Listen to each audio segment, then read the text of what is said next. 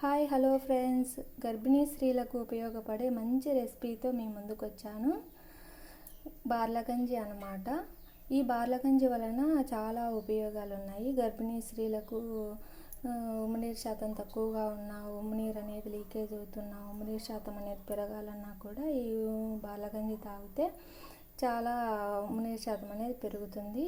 ఇది బార్ల పొడి అన్నమాట. ఈ బార్ల పొడిని కొంచెం వాటర్లో 1 స్పూన్ ఇలా వేసుకొని ఉండలు లేకుండా కలబెట్టుకోవాలి.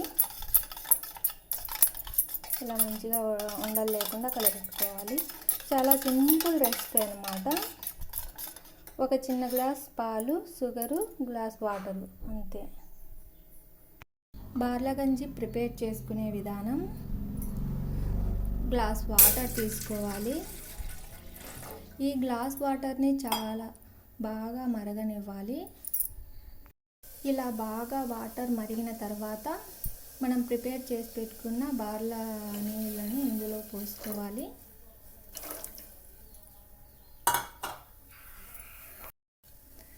ఇలా వేసుకున్న తర్వాత మంచిగా కలబెట్టుకోవాలి.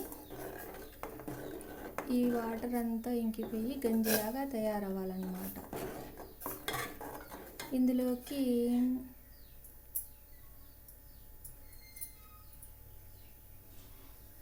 మిల్క్ యాడ్ చేసుకోవాలి.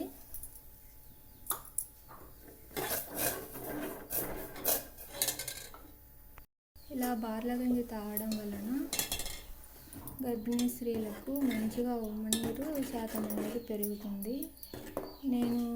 నాకు ఇప్పుడు 8th మంత్.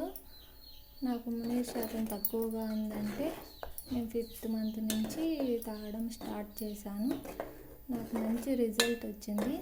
అందుకే ఫ్రెండ్స్ మీతో కూడా షేర్ చేసుకుంటున్నాను.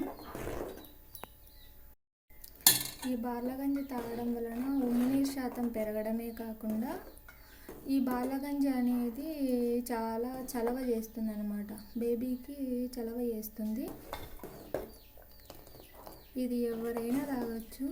బార్లగంజి చాలా మంచి హోమ్ రెమెడీ అన్నమాట. ఈ బార్లగంజి తాగడం వలన బేబీకి కూడా చలవ చేస్తుంది మంచిగా. ఈ బార్లగంజి అనేది ఇలా చిక్కబడాలన్నమాట.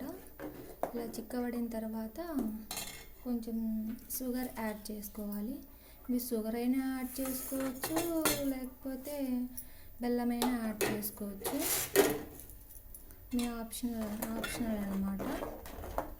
బాగా చిక్కబడిన తర్వాత ఇలా బాగా చిక్కబడాలా బార్లగంజి అనేది. బేబీకి చాలా చలువ చేస్తుంది బాగా బార్లగంజి తాగడం వలన.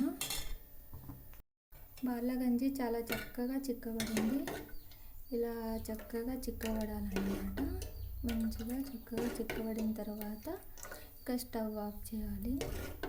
నా వీడియో మీకు నచ్చినట్లయితే లైక్ చేయండి, షేర్ చేయండి, ప్లీజ్ సబ్స్క్రైబ్ చేయండి ఫ్రెండ్స్.